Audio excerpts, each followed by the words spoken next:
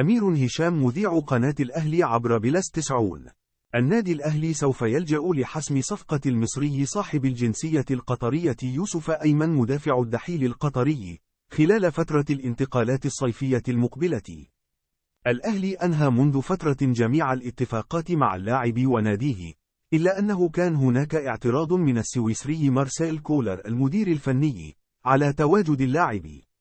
يوسف أيمن تواصل مع إدارة النادي الأهلي لمعرفة موقفه من التوقيع، وتم إبلاغه أنه سيكون متواجد مع الفريق بداية من الموسم الجديد.